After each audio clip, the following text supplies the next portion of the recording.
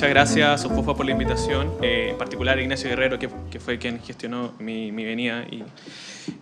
Trataré de ser breve en virtud del tiempo. No obstante, bueno, la encuesta tiene muchos detalles. Muchos de estos detalles no los vamos a cubrir acá, pero los invito a revisar la página web del CEP, www.cepchile.cl. Ahí pueden encontrar todos los detalles respecto de los aspectos que cubre esta encuesta. Como decía Nicolás, esta encuesta, esta es la segunda versión, la venimos realizando desde el año 2006, en parte por el interés que tiene el CEP sobre un tema que ha sido largamente postergado por parte del Estado y sobre el cual nosotros creemos que se requiere una nueva aproximación, una política indígena mucho más precisa. Esta es la primera parte de un proyecto mucho más largo que estamos trabajando en la institución, junto a Isabel Aninal, que me acompaña hoy día, donde vamos a seguir estudiando y profundizando sobre estos resultados y también sobre aspectos que involucran el diseño más fino de política pública. Bueno, déjenme contarles qué es lo que hicimos. Básicamente, repetimos el estudio que teníamos en el 2006. ¿Qué teníamos en el 2006? Hicimos un estudio simplemente porque queríamos conocer cuál era la realidad del pueblo mapuche hoy día. ¿Por qué? Porque en general, y aquí una visión personal, ¿qué sabemos del pueblo mapuche? Aquellos que vivimos en Santiago. No conocemos mucho de ello. ¿Qué es lo que sabemos? Probablemente lo que vemos a través de los medios de comunicación. ¿Y qué es lo que vemos hoy día en los medios de comunicación? Que se están quemando iglesias, camiones, ataques a agricultores, y no conocemos cómo es la vida allá. Quizás alguno de ustedes va a vacacionar en la zona y tiene contacto con ellos, quizás por motivos laborales también, pero para el resto de la gente el pueblo mapuche es desconocido. Pensando además de que este es el pueblo más numeroso dentro de los 9 pueblos indígenas oficialmente reconocidos, es todavía desconocido para una buena parte de los chilenos. Y además, déjeme decirle otra cosa que también es importante e interesante, que cuando nosotros sacamos esta encuesta, hace ya casi 2 meses, teníamos que... bueno, hubo mucha información, por supuesto los diarios se enfocaron mucho en el tema del conflicto, en la violencia o no y ese tipo de cuestiones, pero la noticia más vista de todas las cosas que se publicaron respecto a la encuesta era la lengua, porque el estudio encontraba que hoy día había cada vez menos mapuches que hablaban la lengua. Y eso, bueno, eso se publicó en el diario que tienen frente a ustedes, y esa noticia fue la más vista de todo lo que se publicó respecto de la encuesta, por parte de los mismos lectores. Entonces, eso también es interesante, y habla del cierto interés que tienen los mismos chilenos de conocerse, de conocer quiénes son ellos, y de alguna manera eso también plantea, ¿no es cierto?, ciertos desafíos. Vamos a ver que nuestra sociedad en general, en cuanto a percepciones, está mucho más avanzada de lo que la política del Estado frente a este tema. Entonces, básicamente lo que hicimos fue recopilar información en una serie de aspectos, como ya les decía, tenemos participación en ceremonias, el uso de la lengua, identidad, qué significa ser mapuche hoy día, hay una dimensión antropológica con todas las limitaciones, por cierto, que tiene un estudio de nuestra naturaleza en ese aspecto. Hay algo de eso, socialización, interculturalidad, segregación y un sinfín de cosas que no vamos a revisar hoy día. Hoy día voy a hablar de cosas mucho más específicas respecto en particular lo que está aquí, percepciones de conflicto, aspiraciones políticas y culturales, algo de tierras, por cierto, el tema que nos convoca hoy día, y algunos aspectos institucionales. ¿Qué es lo que hicimos en este estudio en particular? Fuimos a la 8ª, 9ª, la región 14, la 10ª y la región metropolitana, que son aquellas regiones que concentran alrededor del 90% de los mapuches, y partimos allá, mandamos un equipo de encuestadores a encuestar a este grupo de personas que se identificaban como mapuche, pero también le preguntamos a sus vecinos no mapuche. ¿Por qué hicimos eso? Bueno, porque lo que nos interesa desde el punto de vista analítico del estudio es comparar individuos que sean relativamente similares. O sea, nosotros fuimos a las entidades o manzanas donde ellos vivían, también le preguntamos a sus vecinos, esperábamos de que ellos fueran relativamente equivalentes en dimensiones medibles, de manera que la única diferencia, si es que había alguna en alguna percepción, se debía a que se declaraba mapuche o no. Esa es la gracia del estudio, digamos. Entonces entrevistamos a 1.493 mapuches, a 1.606 vecinos no mapuche en esta zona. Esto fue durante el 19 de marzo y el 30 de mayo de este año. Entonces ya se imaginan lo que había en ese momento, ¿no es cierto? Habían se producían hechos violentos con una cierta cotidianidad en la zona, sobre todo en las zonas rurales donde buena parte del trabajo se concentró, alrededor de más del 40% de las entrevistas que nosotros hicimos para este estudio fueron en zonas rurales. Entonces eso también podría haber incidido sobre las percepciones que capturamos a través de este estudio. Entonces vamos, la idea de esto, bueno, aparte de que Ignacio fue el que me pidió que hablara de estos temas, también la idea es enfocarse en cosas que son más bien generales. Por eso partimos por las percepciones de conflicto, y después vamos a ir avanzando en dimensiones más específicas que de alguna manera, pienso yo, van a ayudar a contribuir a un diagnóstico mucho más preciso de lo que está pasando en la zona, de la cultura mapuche, cómo ellos se perciben a sí mismos y del conflicto que hoy se vive en algunos lugares. Entonces, mucho de lo que yo voy a presentar va a ser comparaciones entre percepciones de mapuche y sus vecinos mapuche, los mapuches que viven en zonas urbanas y rurales, diferencias etarias, si hubiera alguna, y diferencias de acuerdo a la región en la que viven. Entonces, primero, percepciones de conflicto.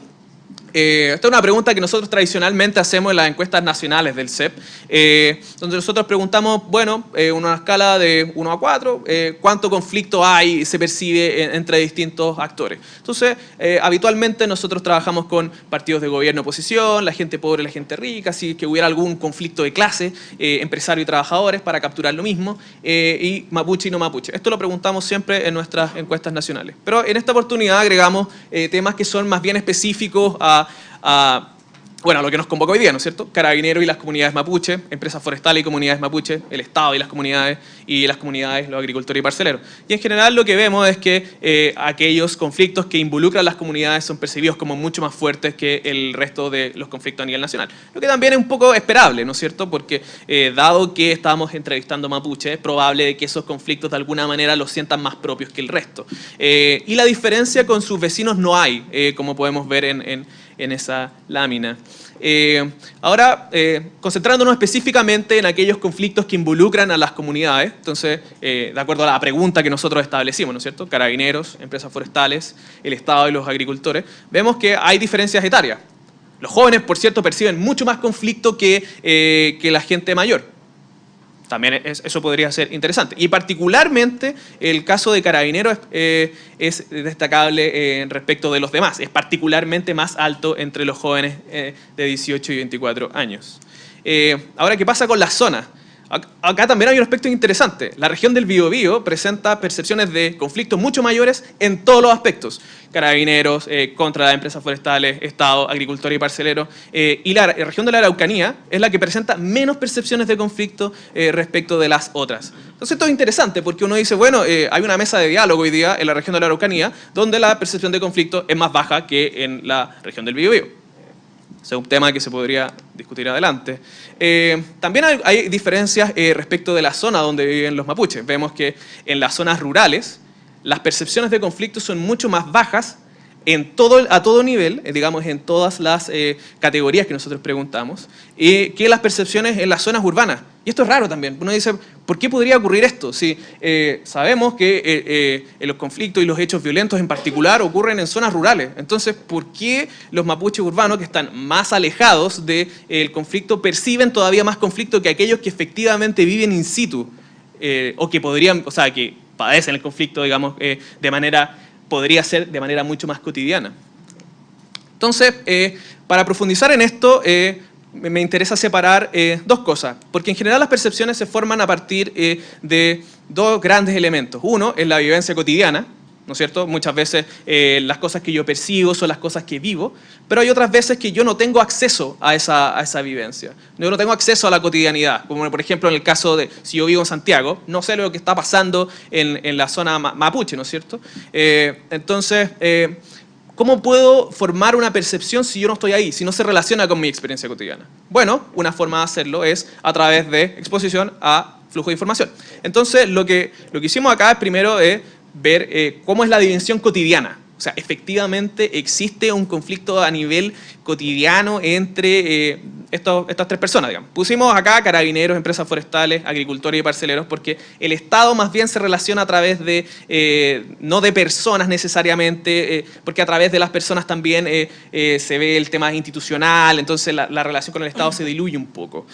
Por eso es que preguntamos por estos tres y vemos que la relación cotidiana, este es un índice de 1 a 4, donde 1 es menos amable y 4 es más amable, y vemos que todas las relaciones a nivel cotidiano entre aquellas personas con las cuales habría un conflicto son relativamente amables. Entonces, más aún, ahora si miramos la conflictividad, aquí este es un índice de 1 a 5, donde 1 es menos conflicto y el 5 es más conflicto, casi todas las cifras acá están cerca de 1. O sea, de nuevo, estamos percibiendo más conflicto, por una parte, pero por otra parte, las relaciones son buenas a nivel personal y además pasa que no hay conflicto a nivel personal, o sea, no hay problemas con los carabineros a nivel cotidiano, ni las empresas forestales y los agricultores. Entonces, ¿qué está pasando con esto? ¿Por qué percibimos este conflicto? Y aquí está la respuesta. Acá lo que tenemos es, de nuevo, una percepción de conflicto, de una escala de 0 a 3, digamos. Esto todo es procesamiento estadístico, por eso es que las escalas cambian tanto, no es que nosotros lo preguntemos de esa manera. Y en general vemos que aquellos individuos que están más expuestos a información, que son las personas que viven en las zonas urbanas, y vemos que no hay diferencia entre mapuche y no mapuche mientras viva en la zona urbana. Aquellos que están más expuestos a estos flujos de información son los que perciben más conflicto, que era un poco lo que les decía al principio. Yo les decía, nosotros no sabemos cómo y nosotros hablo por mí, por la gente que vive en Santiago, que no va a vacacionar a la zona, que no tiene familia ahí. Entonces, ¿cómo podemos saber con cierta confiabilidad qué es lo que está pasando ahí? Nos informamos a través de los medios de prensa. ¿Y qué es lo que vemos ahí? Vemos solamente una descripción de los hechos violentos que ahí ocurren. Y eso hace que la percepción de conflicto sea mucho mayor en la medida que haya mayor exposición a información. Vemos que en el caso de aquellos mapuches que viven en zonas rurales, y en general aquí no hay diferencias entre aquellas personas que viven en zonas rurales, sean mapuche o no, en cuanto a su exposición de información, también perciben más conflicto en la medida de que se exponen mucho más a consumir información política a través de distintos medios, digamos, prensa. Esto no es solamente Facebook y Twitter, esto es también noticias en televisión, esto también es información de prensa escrita. Otro aspecto que se destacó bastante, digamos, la primera semana que presentamos estos resultados fue el uso de la fuerza para reclamar las tierras. Y aquí pasó una cuestión que es bastante interesante. En el 2016, ¿no es cierto?, un 58%, la mayoría de los mapuches, no justifica el uso de la fuerza para reclamar las tierras, mientras que un 33% lo justifica en algunas circunstancias. Esto es un resultado importante porque vemos que esta percepción cambia radicalmente con respecto a lo que habíamos visto hace 10 años atrás, donde veíamos que un 40% la justificaba en algunas circunstancias. Este es el resultado que ayer el señor Yaitul desconoció en su entrevista al diario, digamos. Pero en fin, ese es él. Vamos a volver sobre eso también. Ahora, hay diferencia respecto por segmentos etarios, por edad. Y bueno, hay diferencia. Ya les decía, quienes percibían más conflicto eran los jóvenes, ¿no es cierto? Y vemos que esta diferencia entre aquellos que afirman no se justifica y que lo justifican en algunas circunstancias son menores entre los jóvenes, y en la medida en que la edad va avanzando, ¿no es cierto?, el rechazo a la violencia es mucho mayor. Hay un aspecto positivo, que el rechazo a la violencia es mayoritario. No obstante, como les decía, hay ciertas brechas, ¿no es cierto?, donde aquellos que son más jóvenes tienden a justificarla un poco más que aquellos que no lo son. Y aquí respecto al 2006 vemos que en general la percepción de que no se justifica la violencia sube en todos los segmentos etarios, lo que también es una mirada positiva al respecto del conflicto. Ahora respecto a las zonas, vemos que en general en las zonas rurales se rechaza mucho más la violencia que en las zonas urbanas, lo que ya les decía tiene sentido, en parte porque ellos podrían vivir este fenómeno cotidianamente. Pero, de nuevo, hay diferencias importantes cuando miramos por región. Vemos que en el caso del Biobío esta diferencia es mucho más estrecha 40% lo justifica en algunas circunstancias, 47% no lo justifica. Y en el caso de la región metropolitana, la diferencia entre ambas percepciones es más o menos de la misma similitud. Y en el caso de la Araucanía y los lagos, estas diferencias tienden a ser mucho mayores. Y respecto al 2006, vemos que la percepción de que no se justifica el uso de la fuerza para reclamar las tierras, en general también sube en todos los segmentos, o sea, en todas las regiones donde viven los mapuches. Ahora también, como ya les decía, el Biobío no sube tanto como sí sube en la Araucanía y los lagos. Algo similar pasa con la región metropolitana. Entonces, yo les decía, bueno, en el caso del Biobío ya sabemos, yo ya les había adelantado de que hay una percepción de conflicto mucho mayor. Y quizás eso es lo que explica que haya un respaldo un poco mayor al resto, no obstante no mayoritario, del uso de la fuerza para reclamar las tierras. Pero ¿qué pasa en la región metropolitana? Porque vimos que las percepciones de conflicto no eran particularmente elevadas en relación al Biobío. ¿Por qué podría ser que fueran un poco más reacios a no justificar la violencia en ningún caso? Una respuesta posible involucra esto, la sensación de integración al país. Vemos que en general la mayoría de los mapuches se siente integrado al país, 76% se siente plenamente integrado, un 20% parcialmente integrado y un 2% que está dentro de los márgenes de error, así que probablemente no es nada, no se sienten integrados al resto del país. Pero de nuevo hay diferencias. Si bien es cierto, la mayoría de los mapuches en todas las regiones en las que hicimos el estudio respaldan, se sienten integrados al país, pasa que en la región metropolitana ese sentimiento de integración es mucho más bajo.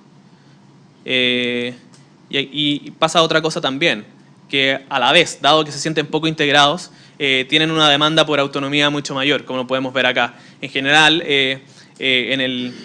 en el trade-off entre más integración al resto del país y tener más autonomía, vemos que la mayoría de los mapuches prefiere integrarse más al resto del país y eso lo vemos mayoritariamente en todas las regiones donde hicimos la consulta. No obstante, este sentimiento autonomista es mucho mayor en Santiago que en el resto de las regiones. Entonces, claro, uno dice, aquí no hay justificación para el uso de la violencia, por lo tanto, aquellas organizaciones que están avanzando una agenda mucho más violenta y a partir de eso avanzar, ¿no es cierto?, lo que ellos demandan, digamos, autonomía o lo que fuera, no son representativas del pueblo mapuche, que es un pueblo mayoritariamente pacífico. Y una pieza de evidencia adicional para eso es esto. Nosotros preguntamos ¿cuáles grupos, organizaciones lo representan? Hicimos una pregunta abierta porque hay mucha discusión de cuáles son aquellas organizaciones, algunos decían unas, otros decían otras, y al final nosotros optamos por decir, bueno, que la gente diga lo que quiera decir al respecto. Y los resultados es que, bueno, la mayoría de los mapuches que viven en las zonas urbanas y rurales no se siente representado por ningún grupo. En las zonas rurales, por cierto, un 21% se siente representado por su propia comunidad. Y las organizaciones políticas son menos del 1%. Y claro, en esas organizaciones políticas, por cierto, estaba la CAM, pero 1%. Por lo tanto, de nuevo, o sea, ¿quiénes son las organizaciones representativas del pueblo mapuche? No sé, yo tendería a pensar de que si algo, la comunidad. ¿Dónde están las comunidades en la mesa de diálogo? Una pregunta abierta. Otro de los aspectos que miramos, ¿no es cierto?, en esto son aspiraciones políticas y culturales. Voy a tratar de pasar rápido por esto porque esto tiene muchas aristas, es una discusión muy compleja a veces, pero feliz de volver sobre esto si es que hubiera preguntas al respecto. Esta es una pregunta que nosotros hacemos tradicionalmente en la encuesta del CEP: ¿cuáles son los problemas que debería dedicar el mayor esfuerzo en solucionar el gobierno?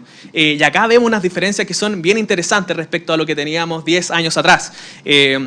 Acá vemos que hoy día el problema más importante para los mapuches es la delincuencia, los asaltos y los robos, tal cual como en el caso del resto de los chilenos que viven en otras zonas. La corrupción, bueno, que duda cabe que la corrupción es un problema importante dado los eventos que han ocurrido en los últimos 2 años, investigaciones de casos de financiamiento ilegal de la política y demás. Pero otro aspecto interesante es cómo cae la preocupación por el empleo, la pobreza. ¿Por qué pasa eso? Bueno, una explicación posible es esta, ¿no es cierto?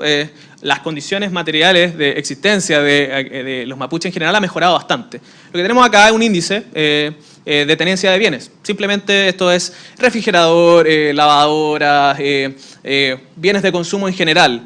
¿Por qué? Muchas veces la gente me pregunta, ¿pero por qué consideran esto? Si esto es como es muy pedestre, es como... Bueno, acá se define el bienestar de la gente, en el acceso que tiene a bienes que nosotros consideramos básicos porque tenemos acceso a ellos, no nos cuestionamos una vez que los tenemos, pero cuando no se tienen, pucha que afectan el bienestar. Entonces, en general, lo que construimos este índice, ¿no es cierto?, de 0 a 100, donde mientras mayor sea este índice, indica mayor tenencia de bienes. Y lo que vemos que en general ha subido la tenencia de bienes en todos los segmentos que estamos mirando, tanto en los mapuches como en sus vecinos, tanto en zonas urbanas como rurales. El tema es que el avance de esta adquisición de bienes ha sido mucho más lento en las zonas rurales. Entonces, claro, ahí vemos que hoy día hay un 39% versus un 50% de sus vecinos. Y esto también es importante porque, de nuevo, si pensamos que la satisfacción por la vida, digamos, este indicador de que muchas veces le llaman en la literatura académica la felicidad,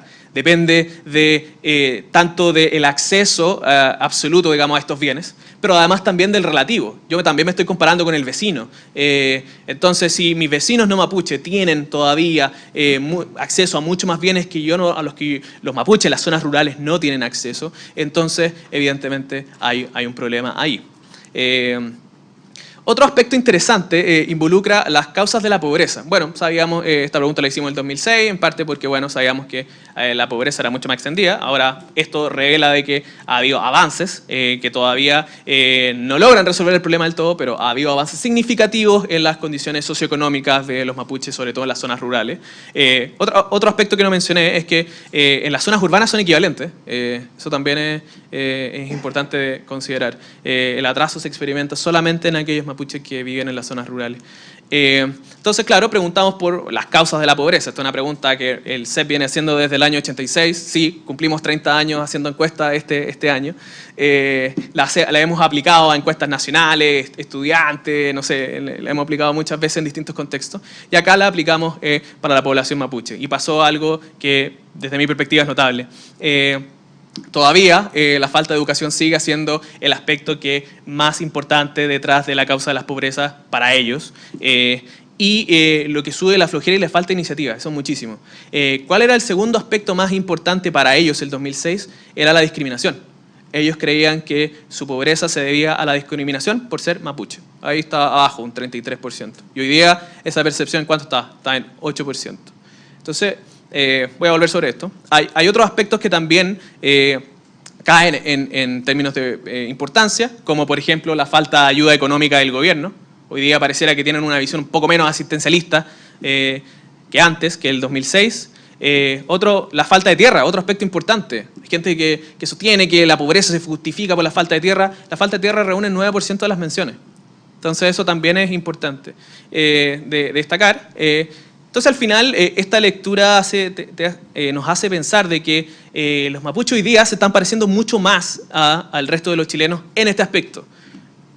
¿Qué pasó con la discriminación? Que ya les decía que era un aspecto que ellos consideraban el segundo más importante detrás de las causas de la pobreza. Vemos que las percepciones de discriminación del pueblo mapuche han caído notablemente. Aquí tenemos una pregunta, dice usted o alguien de su familia ha tenido la experiencia de ser discriminado o perjudicado por ser mapuche en distintos aspectos, privados y públicos, al buscar trabajo, en los sueldos, en el trabajo mismo, oficinas públicas, juzgados, y en general esa percepción de discriminación que había hace 10 años cayó notablemente. Teníamos 29, 26% y hoy día eso está cerca de 12, 11% en todos los aspectos. Entonces eso también revela un cierto avance de la sociedad chilena, de que hoy día está siendo capaz de convivir con una cultura que es diferente de la propia. Por cierto, a mí me gustaría que estos números estuvieran más cerca de cero. Hay un problema, sin duda, pero hay que reconocer también de que ha habido un avance en este aspecto. Y bueno, hay diferencias entre zonas rurales y urbanas, muy pocas. En general, y esto también es importante porque, de nuevo, o sea, si nos interesa incorporar en el ámbito productivo a los mapuches, bueno, acá tenemos principios individualistas detrás de la superación de la pobreza, la falta de educación, digamos, que es una cosa, una cuestión propia, digamos, y lo mismo la iniciativa, y en este caso, claro, le pusimos flojera, digamos, pero en el fondo es la iniciativa, la responsabilidad que hay detrás del trabajo. Por supuesto, también hay diferencias en aspectos que vinculan cosas más materiales, el caso del empleo. Evidente, como ya les había mostrado, ¿no es cierto?, que en las zonas rurales todavía hay un atraso en términos de condiciones socioeconómicas respecto de sus vecinos y por lo tanto el empleo es una variable importante para ellos. Ahora, ¿qué pasa si ponemos en perspectiva estos problemas que vemos a nivel nacional, que fueron los que les mostré al principio de esta sección, respecto de otros que los afectan específicamente? Y bueno, la restitución de tierras aparece ahí, y en general todos los problemas que los vinculan específicamente aparecen por encima del resto de los problemas que se detectaban a nivel nacional.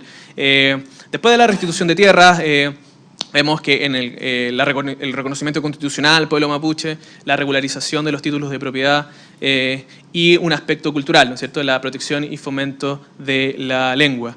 En general hay algunas diferencias, ¿no es cierto?, entre zonas rurales y urbanas que de nuevo se deben a la condición socioeconómica. Las personas, los mapuches en zonas rurales todavía ponderan mucho más aquellas variables que se relacionan con el empleo, la pobreza, que aquellos que viven en las zonas urbanas que, como ya les decía, respecto de sus vecinos, tienen condiciones relativamente equivalentes.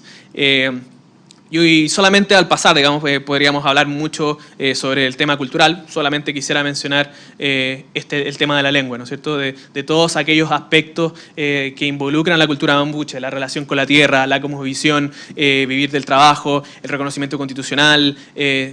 La lengua es lo más importante para ellos, tanto como para preservar en términos de cultura, como también para definir quién es mapuche, de acuerdo a ellos mismos. Esto también es una información que recolectamos de la encuesta.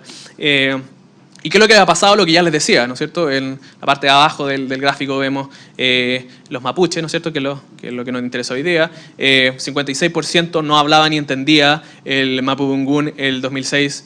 El 2016 hoy día es 67%. Entonces, hay gente que me dice, pero ¿cómo pasa eso? Si para ellos es tan importante hablar la lengua, ¿por qué hoy día hay todavía menos gente que habla la lengua?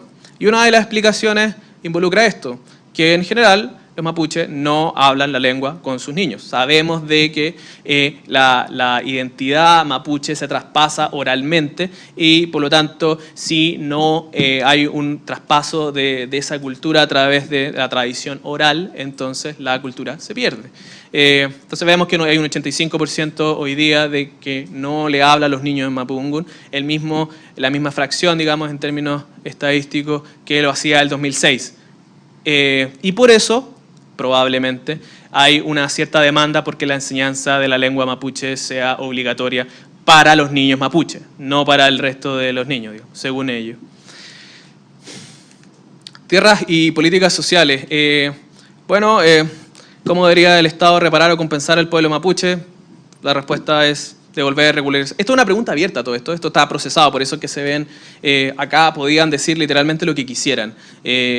No sé, tener acceso a la televisión, no sé, pasajes a Disneylandia, lo que fuera. Y esto fue lo que salió. Le gusta Disneylandia, me parece. Devolver o regularizar las tierras a los mapuches o pagar por las tierras quitadas en el lenguaje de ellos. Bueno, 60-80%, aquí viene la segunda alternativa, el reconocimiento, el valor de la cultura, reconocimiento constitucional también está incluido en esa segunda alternativa. Y en general, para no ir una tras una, aquí hay como dos grandes grupos. Aquellos que se vinculan a la tierra, que son los más importantes, y aquellos que se vinculan a aspectos más bien materiales y quizás, y hay otros que son más bien políticos. El reconocimiento constitucional, también hay algo de representación parlamentaria, pero relativamente bajo, la autonomía está en la parte baja de todas estas cosas, pero en las zonas rurales, de nuevo, todavía dado el atraso que hay en la situación socioeconómica, todavía se valoran cosas como la entrega de educación, la mejora de los servicios básicos, solucionar el problema de la pobreza y ese tipo de cuestiones. O sea, también, de nuevo, cuando miramos este problema tiene muchas dimensiones y es muy relevante considerarlas todas para tener un diagnóstico mucho más preciso de lo que se puede hacer en esto. Y, de nuevo, para incorporar todavía más matices a esta apreciación, nosotros preguntamos acá, sabemos que los fondos son limitados, los fondos del Estado. Entonces, si hubiera que elegir entre destinarla a la compra de tierras o bien a programas de educación, capacitación y salud, ¿qué prefería? Y lo hicimos también en una escala del 1 al 10 para capturar ciertos matices si es que hubiera alguno. Y efectivamente encontramos tales matices. Aquellos que dijeron algún número entre 1 y 4, o sea, de que estos fondos deberían destinarse preferentemente a la restitución de tierra a los mapuches. Tenemos que hay un 40% en aquellos que viven en zona rural y un 32% de aquellos que viven en zonas urbanas que piensan eso. Ahora, hay un 38% que se ubica hacia el otro lado de la escala, donde, o sea, que privilegia, por ejemplo, programas de educación, capacitación y salud para los mapuches. Entonces, aquí también, de nuevo, o sea, habla de lo complejo que es el problema y de que no hay una respuesta inmediata, rápida para solucionar este problema. No existe una bala de plata, sino que aquí pareciera ser que hay un problema con muchos matices y que hay que enfrentarlo desde muchas perspectivas. Y solamente para agregar otro pelo a la sopa con esto, veamos las diferencias a nivel regional. De nuevo, diferencias importantes. Vemos que en el Biobío se valoran mucho más los programas de capacitación, educación y salud para los mapuches que la restitución de tierra. Y que pasa todo lo contrario en la región metropolitana. Pero la región metropolitana, zona urbana, o sea, entonces hay un problema ahí, que de nuevo, o sea, es un matiz interesante de nuevo que a menudo no se menciona en la discusión de estos temas. Respecto de la tierra, que es el tema que nos convoca hoy día, ¿quién deberá ser el dueño de la tierra? Si las personas o su familia, y en general, tanto así como en el 2006, la mayoría piensa que los dueños de la tierra son las personas y su familia. Aumentó la percepción en las zonas urbanas de que la comunidad es dueña de las tierras, no obstante, no es la percepción mayoritaria. En el caso de la venta a personas no mapuche, hay un 54 o 52% que en zonas urbanas que piensa que no se deberían vender a personas no mapuche y esta percepción es todavía mayor en el caso de aquellos que viven en las zonas rurales. Por supuesto, hay algunos cambios, pero son todavía leves, no alcanzan a revertir lo que ya habíamos encontrado en el 2006. Hay diferencias a nivel regional, por cierto las hay. Vemos que en la Araucanía hay una percepción todavía mucho más alta de que la tierra no debería poder venderse a personas no mapuches. Lo mismo en el caso de la región metropolitana, pero interesantemente en la región de los lagos y Biobío estas percepciones están empatadas en términos estadísticos. Otro aspecto que tampoco se menciona a menudo en la discusión. Respecto a las hipotecas ahora, vemos que, de nuevo, un cuadro mucho más matizado. En general, en las zonas rurales se percibe que no debería poder hipotecarse sin permiso del gobierno. No obstante, en las zonas urbanas hay algo de eso. Vemos que hay un 45% hoy día que piensa que debería poder hipotecarse sin permiso del gobierno. Ahora esa percepción cayó 5 puntos porcentuales respecto de lo que habíamos encontrado el 2006. Por último, bueno, las diferencias a nivel regional, vemos que de nuevo hay diferencias que son interesantes. En la región metropolitana son mucho más estrechas, en la región del Biobío son mucho más amplias. Siempre, bueno, en el caso del Biobío, la Araucanía y los lagos, se favorece esta opción de que no deberían hipotecarse sin permiso del gobierno. No obstante, en la región metropolitana se obtiene exactamente lo contrario. Entonces, de nuevo, estamos armando un cuadro que es mucho más matizado y más complejo del que eventualmente se menciona en la discusión. Y por último, en respecto a lo de tierras, ¿estaría dispuesto a vender las tierras a una persona no mapuche? Claro, en las zonas rurales la mayoría sostiene que no, bajo ninguna condición. Y en las zonas urbanas, si sumamos las opciones de sí solo en caso de necesidad, sí si el precio es bueno, vemos que sí estarían dispuestos a vender. Esa percepción es mayor que aquellos que no lo consideran. Ahora, es un sí condicional. O sea, también de nuevo Hay que revisarlo bien y evaluar bien este tipo de cuestiones para obtener una precisión respecto de qué es lo que se puede hacer desde las políticas públicas. Y por último, los aspectos institucionales. Este es el rol que le cabe al Estado. No hemos hablado mucho del Estado en esta conversación. Entonces, aquí partimos, nuestra aproximación clásica hace apelar a la confianza de las instituciones. Sabemos, lo que más escuchamos en los medios desde hace como un año y medio en Chile es que se habla de la crisis de confianza, que nadie cree en nadie, que los políticos, además involucrados en los escándalos de corrupción, no son representativos ni legítimos producto de esto. ¿Qué es lo que pasa con el pueblo mapuche? Y bueno, esto es lo que encontramos respecto al 2006. En general disminuyen la percepción de confianza en cada uno de los actores que consultados acá. Incluso en Carabineros, Fuerzas Armadas, municipalidades, Ministerio Público, gobierno. La baja del gobierno es absolutamente notable. Tribunales de Justicia, Congreso y, bueno, los partidos políticos. Esto se parece mucho a lo que observamos a nivel nacional, pero los porcentajes son distintos. Y por cierto, hay diferencia de esto. Un aspecto que me gustaría mencionar es qué significa confianza en las instituciones. Muchas veces vemos que uno puede tener confianza con los amigos, con familia, pero ¿qué significa tener confianza con las instituciones? Es distinto. En general, las personas nos relacionamos con otras personas. ¿Cómo uno se relaciona con una institución? ¿Es la confianza en aquellos funcionarios? En general, la literatura académica entiende que la confianza en las instituciones es simplemente la evaluación del desempeño y medidas de desempeño de las mismas instituciones. ¿Cuáles son esas medidas relacionadas al desempeño? Primero, las expectativas, o sea, qué esperamos de cada una de ellas y por lo tanto si cumple con esas expectativas. Segundo lugar, los criterios. Muchas veces los criterios de evaluación cambian. Hoy día pareciera ser, que de nuevo otro aspecto que se menciona mucho en la discusión en Chile, que los ciudadanos somos mucho más exigentes con nuestras autoridades y que las instituciones, como estaban funcionando, no están cumpliendo con esas expectativas, esa otra. Y por último, bueno, de nuevo, la exposición a los flujos de información. Si yo no me relaciono con alguna de estas instituciones, de nuevo, ¿cómo puedo saber si tengo confianza o no de ellas? Lo veo a través de los medios de comunicación. ¿Y qué veo ahí? Veo problemas. Veo que las instituciones en general no funcionan, veo por ejemplo, cosas como que hay violencia en las zonas rurales, en las zonas donde viven los mapuches. Veo carabineros que aparentemente no se pueden hacer cargo de la situación. Veo un gobierno que no se involucra en el tema o se involucra muy parcialmente y aquí está el resultado. Entonces, y veamos un poco cómo se descompone esto. Esto es solamente en zonas urbanas y después voy con las zonas rurales. Vemos que en las zonas urbanas la confianza en Carabineros, las Fuerzas Armadas no varía en términos estadísticamente significativos. Las municipalidades caen un poco. Ministerio Público no pasa nada, ya era baja. El gobierno cae 32 puntos porcentuales respecto al 2006.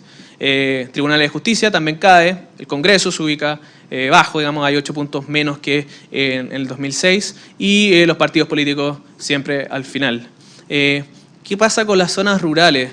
Y aquí, de nuevo, aquí es donde se produce la variación más interesante. Primero, me gustaría que notaran de que la confianza en las zonas rurales era mucho más alta el 2006 que en las zonas urbanas. Segundo lugar, vemos que se aprecian caídas significativas en todas las instituciones consultadas respecto de esta variable. Y que tiene sentido de nuevo, o sea, si pensamos de manera más cotidiana respecto a lo que está pasando, a problemas que no se resuelven, a mesas, grupos de diálogo que se arman, que consultan, que arman diagnóstico, que arman propuestas y al final del día no pasa nada, bueno, este es el resultado, digamos. Hay mucha más desconfianza en general en las instituciones políticas y donde el gobierno es aquel que representa una baja más notable. Ahora, también es cierto de que la confianza en el gobierno era muy alta, quizás inusualmente alta el 2006, pero también vemos estas caídas en el Congreso, partidos políticos y los tribunales de justicia. Pese a todo esto, la confianza en las zonas rurales de los mapuches es más alta que en las zonas urbanas, a pesar de estas caídas que son de una importante magnitud. Entonces, claro, nosotros miramos acá abajo y vemos al Congreso, los partidos políticos, y bueno, entonces, evidente que medidas como los cupos reservados para indígenas en el Congreso tienen un apoyo mayoritario, en la medida de que ellas contribuyan a poner en la mesa los problemas y que sean partícipes de una solución para esto, una salida política más bien.